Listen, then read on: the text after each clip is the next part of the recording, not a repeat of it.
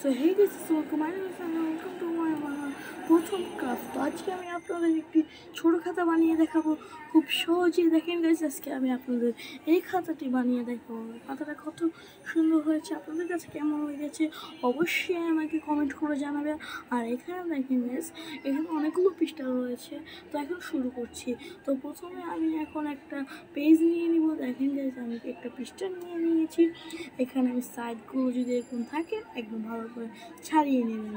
তো আমি এখানে ছাড়িয়ে নিয়েছি। এখন যারা সোজাভাবে কাটতে না পারেন তারা মার্জিন দিয়ে নেবেন। আমি তো মার্জিন দিয়ে দিচ্ছি যাতে টেরা বেঁকা না হয়।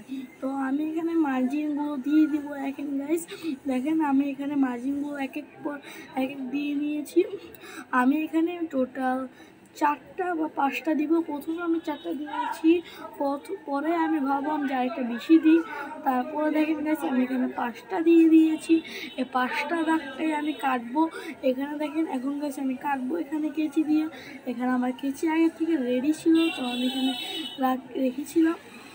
তো এখন গাইস দেখেন আমি কাটছি। এখানে এখানে সবগুলো টুকু কাটতে হবে, কোনোটা যাতে বাকি না থাকে।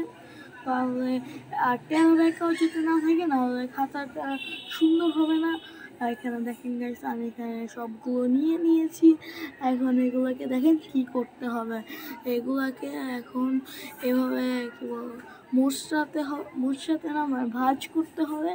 এভাবে ভাঁজ করতে হবে। এখন এইভাবে এভাবে সবগুলো ভাঁজ করে নিচ্ছি। আমি ফার্স্ট টাইম ফল্ড করে দিলাম। এখন এখানে গ্লু দিয়ে এক একটা লাগাতে হবে। এখানে ফার্স্ট টাইম ফল্ড করে দিয়েছি, তাই এখানে এক একটা পর এক একটা আমি লাগিয়ে দিলাম। এখন দেখেন গাইস, এখানে একটা সাদা পেজের মধ্যে আমি এভাবে করে লাগিয়ে দিয়েছি।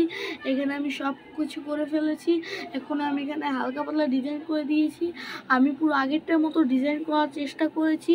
এখানে দেখেন গাইস, আমি একটা ইউনিকর্ন বানানোর চেষ্টা করেছি এটার মধ্যেই প্রায়, কিন্তু এটা ইউনিকর্ন হয়নি। তারপর আমার কাছে একটা কালারিং পেপার ছিল, বুদ্ধি আসলো যে এটা লাল করে দিই। এখন দেখেন গাইস, এটা কোন দেশের মতো লাগছে আমি তো গেস করে ফেলেছি। তো আপনারা গেস করে